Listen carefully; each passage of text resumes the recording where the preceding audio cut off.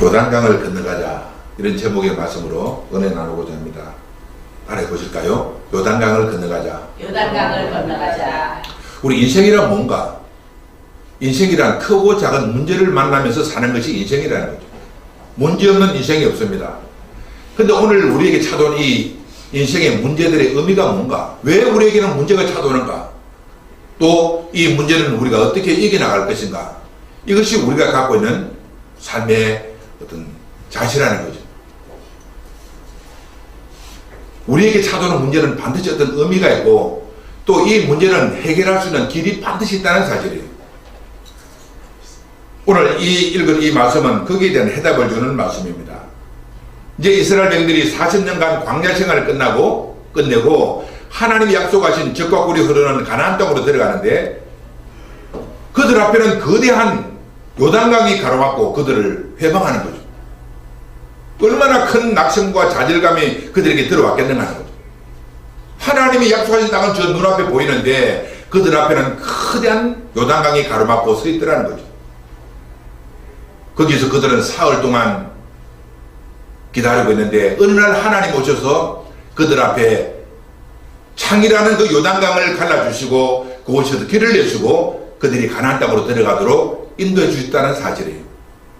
오늘 우리도 마찬가지입니다. 우리 앞에는 크고 작은 인생의 문제가 찾아오지만 하나님의 역사로 내 앞에 가로막힌 문제 요단강은 갈라지고 하나님은 언제나 길을 내신다는 사실을 우리가 믿어야 하는 거죠. 아멘. 이것이 오늘 본문이 주는 교훈이라는 거죠. 그럼 오늘 우리에게 찾아오는 인생의 요단강, 문제의 요단강을 어떻게 갈라내고 길을 만들고 그것을 건너가서 하나님이 예비하신 젖과 꿀이 흐르는 가나안 땅으로 들어갈 것인가, 거기에 대해서 살펴보고 은혜 나누고자 하는 것입니다. 첫째로, 준비된 사람이 요단강을 건너간다. 따라하실까요? 준비된 사람이 요단강을 건너갑니다. 준비된 사람이 요단강을 건너갑니다. 요단강은 아무나 건너갈 수 있는 것이 아니라 요단강은 준비된 사람이 요단강을 향해서 건너갈 수 있다는 거죠. 크고 장이란 요단강이지만 준비가 된 사람은 요단강을 건너간다는 사실이에요. 오늘 여호수아서 3장 1절에서 2절 말씀 보면은, 또 여호수아가 아침에 일찍 일어나서 그와 모든 이스라엘 사람들과 더불어 시딤에서 떠나 요단에 이르러 건너가기 전에 거기서 유숙하니라. 사흘 후에 관리들이 진중을 두루 다니며 그랬어요. 준비된 사람은 요단강을 건너간다는 거죠. 3일 동안 요단강가에서 준비한 사람들은 요단강을 건너간다는 사실이에요. 자, 그렇다면 오늘도 마찬가지로 우리 인생 가운데 찾아오는 크고 작은 인생의 요단강을 가리기 위해서는 우리가 준비가 되어야 한다는 사실이에요. 아멘. 준비된 사람은 건너간다. 그럼 오늘 우리가 어떤 준비를 해야 하는가 하는 거죠. 첫째로, 인내에 대한 준비. 따라서 생각해요. 인내에 대한 준비. 인내에 대한 준비. 인내가 준비될 때 요단강은 갈라진다는 사실이에요. 그들이 가나안 땅을 향하여 들어갈 때 그들 앞에 요단강이 섰을 때 얼마나 큰 그 좌절감과 낙심이 생겼겠는가. 3일 동안 그들은 인내하면서 하나님의 때를 기다렸다는 사실이에요. 그런데 3일 후에 하나님이 오셔서 요단강을 갈라주시고 그곳에 길을 내셨다는 사실이에요. 자, 이것을 통해서 우리가 배우는 교훈은 뭔가? 인내하는 사람, 하나님의 때를 기다리고 인내하는 준비가 있는 사람은 인생의 요단강을 가르고 하나님이 예비하신 축복의 땅으로 들어갈 수 있다는 사실을 말씀하고 있습니다. 아멘. 하나님은 언제든지 언제나 때를 따라서 역사하신다는 거죠. 하나님이 때를 따라 역사하신다면 우리가 갖춰야 될 자신은 뭡니까? 인내하라는 거예요. 하나님이 때를 기다리는 준비가 있을 때 인생의 요단강은 갈라진다는 것을 우리에게 교훈하고 있는 거죠. 요한복음 2장에도 보면은 가나의 혼인잔치에 예수님과 제자들이 초청함을 받았는데 그 혼인잔치에 포도주가 떨어졌어요. 얼마나 다급했겠습니까? 잔치 자리에 포도주가 떨어졌는데 예수님의 어머니 마리아가 예수님께 찾아가서 이 집에 포도주가 떨어졌습니다. 그때 예수님 하신 말씀이, 여자여 나와 무슨 상관이 있는가? 내 때가 아직 이르지 않았다는 거예요. 그때 마리아가 사람들에게 주님이 때가 되면 어떤 말씀을 하실 텐데 그 말씀, 때가 차서 하시는 말씀을 듣고 순종하면 이 가정에 기적이 일어날 것이라는 그런 언지를 주었다는 거죠.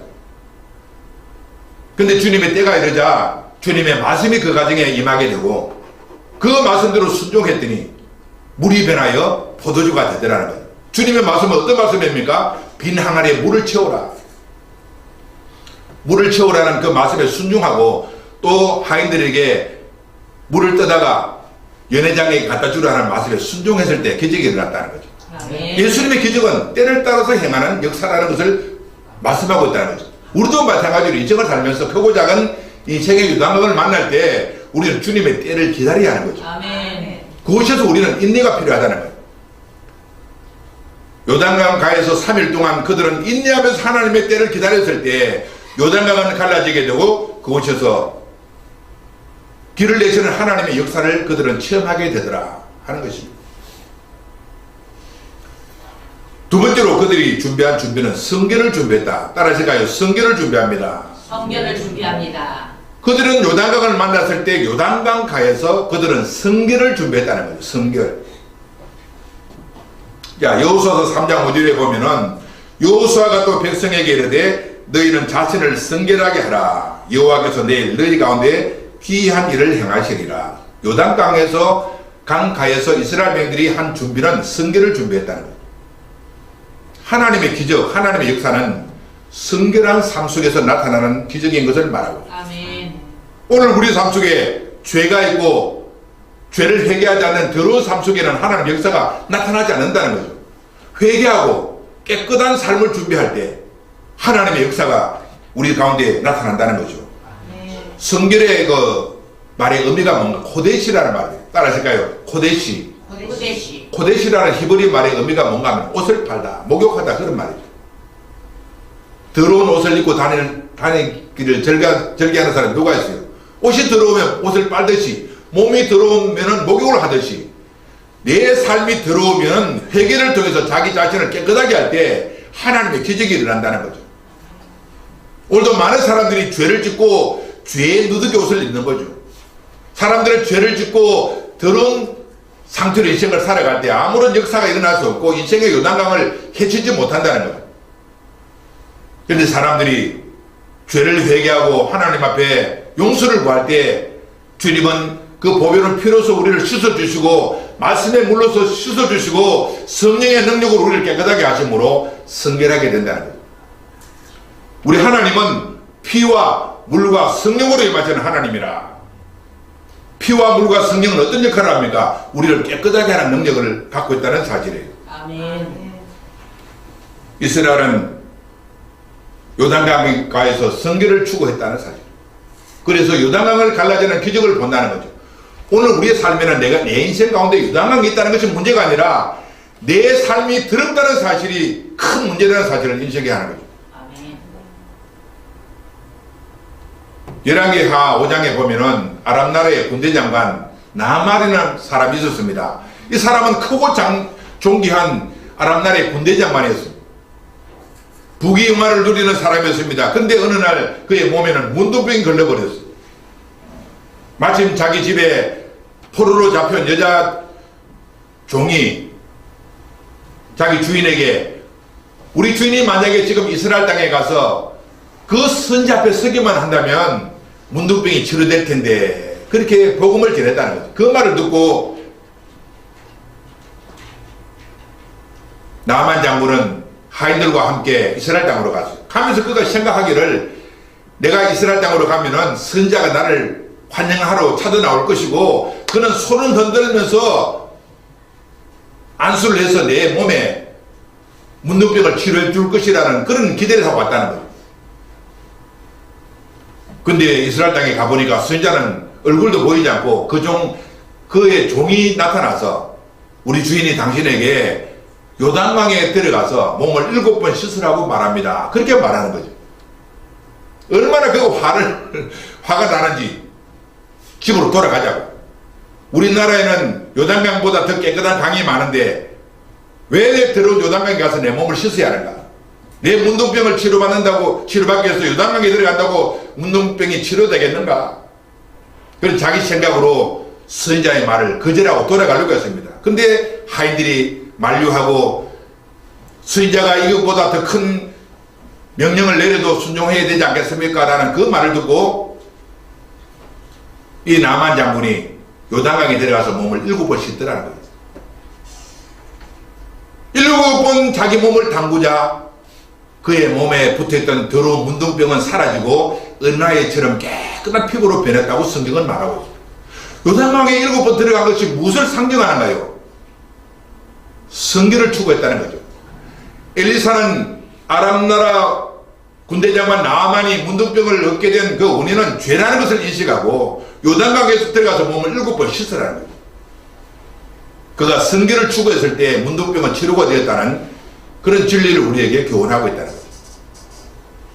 오늘 우리의 삶에도 문제 해결은 내 삶 속에 찾아온 문제가 아니라 성결하지 못한 데 문제가 있다는 사실을 기억하고 성결을 추구할 때 내 인생의 요단강은 갈라지고 축복의 대로가 놓여진다는 사실을 교훈하고 있다는 사실입니다. 아멘.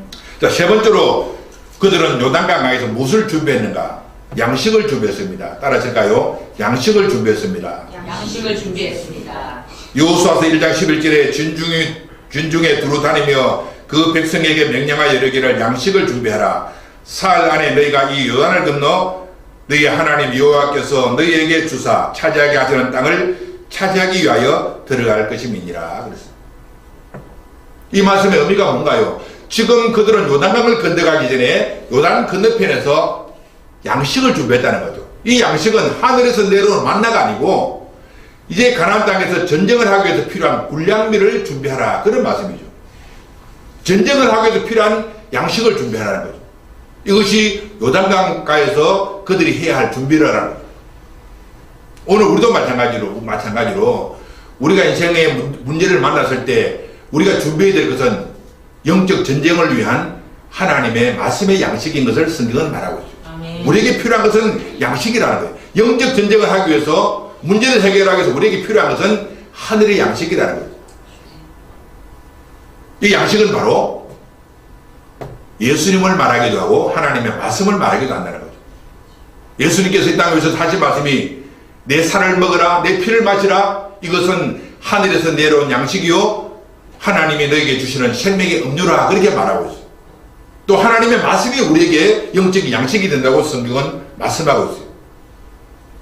이 말씀을 준비하는 삶을 살 때 내 앞에 내 인생 가운데 인생의 요단강은 갈라지고 하나님이 예배하시는 젖과 꿀이 흐르는 가나안 땅의 축복의 대로가 열린다는 사실을 말씀하고 있습니다. 아멘. 그러다 오늘 내 이 말씀을 들으면서 우리는 준비하고 있는가? 내 인생에게 찾아오는 요단강을 바라보면서 낙심하고 좌절하는 그런 삶을 버리고 이스라엘 민들이 요단강에서 준비했듯이 우리도 준비함으로써 요단을 극복하고 승리하는 저와 여러분 되시기를 주님의 이름으로 축복합니다. 아멘. 두 번째로 하나님의 언약궤를 통해서 요단강은 갈라지게 된다. 그런 말씀입니다. 따라하실까요? 하나님의 언약궤를 통해서 하나님의 언약궤를 통해서 요단강은 건너가게 됩니다. 요단강을 건너가게 됩니다. 이스라엘 앞에는 거대한 요단강이 가로막혔지만 그들에게는 하나님의 언약궤가 있다는 사실이에요. 제사장들이 하나님의 언약궤를 메고 요단강에 발을 담고자 거대한 요단강은 갈라지게 되고 그곳에는 길을 나게 되었다. 성경은 그렇게 말씀하고 있어요. 오늘 읽은 성경 여호수아서 3장 13절에 보니까 온 땅의 주 여호와의 궤를 맨 제사장들의 발바닥이 요단물을 밟고 멈추면 요단물 곧 위에서 흘러내리던 물이 끊어지고 멈추었으리라. 자, 그렇다면 오늘 우리 인생 가운데 찾아오는 인생의 크고 작은 문제가 아니라 나에게도 하나님의 언약궤가 있는가 하는 거죠. 언약궤가 있다면 우리는 요단강을 가르고 길을 내고 그곳을 지나갈 수 있다는 사실을 교훈하고 있다는 사실이에요. 이 하나님의 언약궤는 뭔가? 무엇을 상징하고 있는가 하는 거죠. 하나님의 언약궤는 첫째로 하나님 자신을 상징하는 거죠. 따르실까요? 하나님 자신. 하나님 자신. 또 언약궤는 하나님의 말씀을 상징한다는 거죠. 하나님의 말씀. 또 언약궤는 예수 그리스도를 상징하는 거예요. 따르실까요? 예수 그리스도. 예수 그리스도. 오늘 내 삶 속에 하나님이 계시고 하나님 말씀이 계시고 예수 그리스도가 계신다면 나에게 찾아오는 인생의 요단강은 문제가 될 수 없다는 거죠. 이것을 갈라내고 우리는 얼마든지 요단강을 건너가서 하나님이 예배하시는 적과 꿀이 흐르는 가나안 땅으로 들어갈 수 있다는 사실이에요. 이 언약궤를 통해서 요단강을 건너가는 이 사건을 통해서 우리에게 주시는 교훈, 첫째로 하나님 앞에서는 모든 만물이 복종하게 된다는 교훈을 받는 거죠. 따라질까요? 하나님 앞에서는 모든 만물이 복종하게 됩니다. 모든 만물이 복종하게 됩니다. 제사장들이 하나님의 언약궤를 메고 요단강에 들어갔더니 흐르던 물이 흐름을 멈추고 그곳에 길을 내게 되었다. 그렇게 말씀하고 있습니다. 이것이 무슨 교훈을 우리에게 주는가? 이 말씀은 하나님 앞에서는 모든 만물이 그분 앞에 복종을 한다는 것을 우리에게 교훈하고 있는 거예요. 아멘. 우리가 예수 그리스도를 믿고 그분의 말씀 안에 가면 하나님과 그분의 말씀은 모든 만물을 복종하게 하는 능력을 갖게 된다는 것을 말씀하고 있어요. 마태복음 8장에 보면은 예수님과 제자들이 배를 타고 바다를 항해하는데 갑자기 배에 큰 풍랑이 쳐들어. 이 풍랑 때문에 제자들은 겁을 내고 주무시는 주님을 깨우면서 주여 주여 우리가 죽겠나이다 죽겠나이다 소리칠 때 주님은 그 제자들을 꾸짖으시면서 어찌하여 무서워하느냐 하고 파도를 가져오는 바람과 바다를 향해서 꾸짖었다는 거예요. 바람아 잠잠하라 바다야 잠잠하라 말씀하시니까 바람과 바다가 잔잔해졌다. 성경이 그렇게 말하고 있어요. 하나님의 말씀 앞에 바다의 풍랑도 잠잠해지더라. 성경은 그렇게 말씀하고 있어요. 이것은 하나님 말씀 앞에 모든 만물이 복종한다는 것을 우리에게 교훈하고 있는 거죠. 그렇다면 오늘 우리가 그리스도를 모시고 그분의 말씀 가운데 살아가면 나를 괴롭히는 모든 인생의 문제들이 내 앞에서 잠잠해진다는 것을 교훈하고 있습니다. 그 다음에 두 번째로 하나님의 언약궤를 메고 요단강을 건너는 사건을 통해서 우리는 두 번째로 하나님에 대한 경외심을 가져야 합니다. 따라하실까요? 하나님에 대한 경외심을 가져야 합니다. 하나님에 대한 경외심을 가져야 합니다. 지금 보면은 하나님의 언약궤를 들고서 요단강을 걷는 것이 아니라 6명의 레위인들이 하나님의 언약궤를 어깨에 메고 백성들은 2000규빗 약 900m 후에 그 언약궤를 따라갔다는 사실을 말씀하고 있습니다. 왜 언약궤를 손으로 들고 가지 어깨에 메고 갔는가? 왜 언약궤를 바로 뒤쫓아서 좀 따라가지 왜 거리를 두고 따라갔는가? 하나님에 대한 경외심을 가지라 하는 교훈이죠. 자, 3장 4절에 보면은 자 3절부터 백성에게 명령하여 이르되 너희는 레위 사람 제사장들이 너희 하나님 여호와의 언약궤 매는 것을 보거든 너희가 있는 곳을 떠나 그 뒤를 따르라. 그러나 너희와 그 사이의 거리가 2000규빗쯤 되게 하고 그것에 가까이 하지는 말라 그랬습니다. 이 말씀이 주는 교훈은 우리가 하나님을 따라가되 그분에 대한 경외심을 가지고 따라가라 그렇게 말하고 아멘. 하나님에 대한 경외심 우리로 쉽게 말로 풀이하면 하나님에 대한 두려움을 가지라 그 말이죠. 우리 하나님을 사랑하되 그분에 대한 두려움을 가지라 그런 교훈을 우리에게 주고 있다는 거죠. 언약궤를 제사장들이 어깨에 메고 백성들은 2000규빗을 거리를 두고 따라갔을 때 요단강은 갈라지고 그들은 마른 그 요단강을 건너갈 수 있었다고 성경은 말씀하거든요. 오늘 우리들도 마찬가지로 우리가 하나님을 사랑하되 하나님을 경외하는 마음을 갖고 그분을 따라갈 때 우리 인생 가운데 가로막혀 있는 인생의 요단강은 갈라지고 우리 앞에 길이 나게 된다는 것을 교훈하고 있는 거죠. 아멘. 성경 사무엘하 6장에 보면은 이스라엘 백성들이 언약궤를 뺏겨버리고 고통 속에 있을 때 블레셋 사람들이 다시 그 언약궤를 이스라엘 땅으로 돌려주었습니다. 셋수리에 실려져 있는 이 하나님의 언약궤가 베세메스 땅으로 돌아올 때 사람들은 너무나 기뻐서 그 언약궤를 그냥 사람들이 우 둘러서서 구경하면서 언약궤 안을 둘러보았습니다. 그런데 하나님의 진노가 임해서 그곳에 모여있는 70명을 하나님은 쳐서 죽였다고 성경은 말하고 있어요. 또 이 언약궤가 다시 다윗성으로 돌아올 때 우사라고 하는 사람이 셋수리에다가 이 하나님의 언약궤를 메고 다윗성으로 옮겨가는데 어떤 타작마당 앞에 갔을 때 소가 갑자기 발작을 함으로써 수레에 실려져 있는 언약궤가 흔들린단 말이에요. 우사가 깜짝 놀라서 손으로 하나님의 언약궤에 손을 댔더니 하나님이 그를 쳐서 그를 죽였다고 성경은 말하고 있어요. 왜 이런 내용들이 성경에 기록되고 있는가? 하나님을 우리가 사랑하되 하나님에 대한 경외심을 가지고 하나님을 따르라고 하는 교훈을 우리에게 주고 있다는 사실이에요. 하나님을 두려워하는 마음, 이것이 하나님의 사람들에게 요청하는 하나님의 마음인 것을 우리가 기억해야 되는 거죠. 아멘. 이스라엘 백성들은 요단강 가에서 하나님에 대한 경외심을 가지고 요단강을 건너갔다는 사실이에요. 세 번째로 이 말씀 우리에게 주는 교훈은 뭔가? 행동하는 믿음을 가지라는 거예요. 따라서까요? 행동하는 믿음을 가지라. 행동하는 믿음을 가지라. 요단강을 건너가기 위해서 그들은 제사장의 언약궤를 메고 그들의 발로 요단강을 밟았을 때 요단강이 갈라졌다는 거예요. 하나님이 그렇게 말씀하셨으니까 제사장들은 언약궤를 메고 자기 발로 요단강물을 밟았을 때 하나님의 기적이 그들에게 나타났다는 거예요. 그 말씀을 듣고 순종하지 않았다면 요단강은 결코 갈라지지 않았다는 거죠. 이 말씀이 주는 교훈은 행동하는 믿음을 가지라는 거예요. 하나님을 인식하는 믿음도 중요하지만 내가 갖고 있는 이 지식적인 믿음을 행동으로 옮길 때 내 삶에는 기적이 일어난다는 거예요. 아멘. 오늘도 많은 사람들이 머리로만 믿음을 가지지 행동으로 믿음을 실천하지 않을 때 삶에는 아무런 역사가 일어나지 않는다는 것을 말하고 있습니다. 요단강가에서 그들은 제사장들이 맨 언약궤가 행진을 하고 그들이 발로 요단강물을 밟았을 때 요단강은 갈라지고 그곳에 길이 났다는 것을 우리에게 교훈하고 있는 거예요. 행동하는 믿음을 가져라.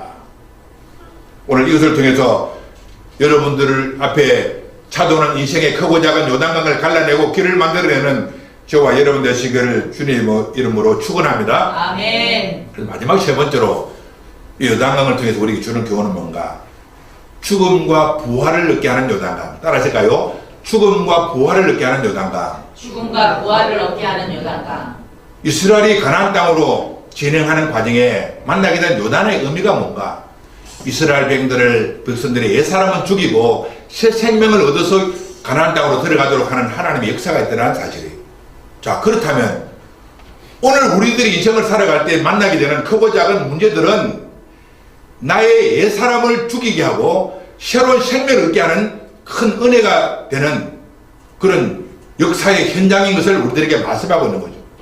그래서 다윗은 내가 고난당한 것이 내게 유익이라 그렇게 말하고 있죠. 인생을 살아가면서 우리가 당하는 고난은 나에게 큰 유익이 된다는 사실이에요. 왜? 고난을 통해서 나의 옛사람은 무너지고 새로운 생명을 얻는 기회가 되기 때문에 그렇다는 거예요. 아멘. 인생을 아무리 문제가 없이 살아가는 사람이 행복한 사람인가? 천만의 말씀입니다. 욥도 자기 인생 가운데 찾아오는 그 극심한 고난을 만났지만 고난 후에 고난이 자기에게 유익이라 고난을 통해서 자기가 정금 같은 사람으로 나왔다고 그런 하나님을 향해서 환호를 올리면서 감사했다는 사실이에요. 오늘 인생의 요단강을 만나서 우리는 감사하고 있는가? 아니면 원망하고 불평하고 있는가? 첫째로 요단강은 죽음의 강입니다. 따라서 죽음의 강. 죽음의 강. 우리가 요단강을 말할 때 요단강 건너가 만나리, 요단강 건너가 만나리, 요단강은 죽음의 강이라고 말합니다. 사실입니다. 이스라엘 백성들은 요단강을 건너갈 때 그들 앞에 길이 나게 되었습니다. 그 제사장이 언약궤를 메고 길이 난 그곳에 이스라엘 백성들은 각 지파마다 돌 한 개씩 치에다가 12개의 돌을 요단강 중간에 서 있는 제사장의 발 앞에 12돌을 놓고 그곳에 기름비를 씌웠다는 사실이에요. 그리고 그들은 또 다른 곳에서 그 요단강 중간에서 12돌을 치에다가 요단강을 건너서 길갈에다가 12기름비를 돌을 넣고 기름비를 씌웠다는 사실이에요. 이제는 그들이 다 건너가자 요단강은 다시 흐름을 계속하자 요단강 중간에 놓여있던 두 돌들은 이제는 죽은 돌이 되는 거죠. 이것은 무엇을 말하는가요? 요단강은 이스라엘 백성들의 옛사람을 죽이는 강인 것을 말하고 있어요. 아멘. 내 옛사람이 죽지 못하면 새사람으로 거듭나지 못한다는 것을 말하고 있어요. 옛사람이 죽지 못하면 가나안 땅, 천국 가나안으로 들어가는 길이 나지 않는다는 것을 말하고 있어요. 오늘도 많은 사람들이 예수를 믿으면서도 자기 옛사람이 죽지 않는 거예요. 옛사람이 죽지 않은 상태로서는 천국 가는 길이 열리지 않는다는 사실을 우리에게 말하고 있어요. 주님께서 말씀하시기를 아무든지 나를 따라오려거든 자기를 부인하고 자기 십자가를 지고 나를 따라오라 말합니다. 자기 십자가를 지고 따라오라는 것은 무엇을 말하나? 너의 죽음을 가지고 나를 따라오라는 거예요. 너의 죽음을 가지고 따라오면 내가 생명의 길을 너에게 줄 것이라 그렇게 말씀하고 있습니다. 요단강을 건너가는 그들은 옛사람이 죽어야만 했다는 사실이에요. 여호수아서 4장 9절에 여호수아가 또 요단 가운데에 곧 언약궤를 맨 제사장의 선고지에 돌 12를 세웠더니 오늘까지 거기 있더라 그랬습니다. 이것은 죽은 돌이죠. 요단강 한가운데서 죽은 돌. 그 다음에 두 번째로 요단강에서 그들은 새로운 생명을 얻게 됩니다. 따라서일까요? 그들은 새로운 생명을 얻게 됩니다. 그들은 새로운 생명을 여러분, 얻게 됩니다. 요단강은 죽음의 강이지만 그곳은 또 사람에게 생명을 주는 강이 된다는 것을 성경은 말하고 있어요. 여호수아서 4장 20절에 보니까 여호수아가 요단에서 가져온 돌 12돌을 길갈에 세우고 또 길갈에는 뭡니까? 요단강에서 가지고 온 12돌이 이제 길갈에 세워졌다는 거죠. 그 돌은 살아난 돌을 말하는 거죠. 참 신비한 말씀이죠. 요단강은 죽은 돌이 있고 살아난 돌이 있는 곳이 요단강이라는 거예요. 내가 죽을 때 사는 길이 열리고 예수께서 말씀하시기를 네가 죽고자 하는가 살게 될 것이고 네가 살고자 하는가 그럼 너는 죽게 될 것이라고 말씀하고 있습니다.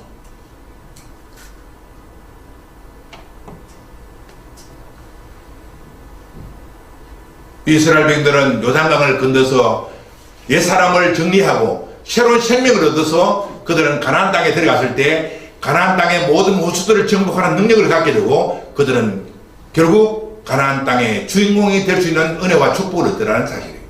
이 말씀이 주는 교훈은 뭔가? 우리는 이 세상 살아가는 동안에 옛 생명을 처리하고 새로운 생명을 가져야 천국에 들어갈 수 있는 길을 얻게 된다는 것을 교훈하고 있다는 거예요. 아멘. 나는 지금도 여전히 옛 생명을 가지고 살려고 하는가? 아니면 그리스도 안에서 새로운 생명을 얻어서 천국으로 가고자 하는가? 내 자신에게 질문하고 오늘도 요단강에서 이스라엘 백성들이 새로운 생명을 얻어서 가나안 땅에 들어가듯이 우리들도 새로운 생명을 가지고 천국을 향하여 한 걸음 한 걸음 달려가는 저와 여러분 되시기를 주의 이름으로 축원합니다. 아멘. 기도하겠습니다.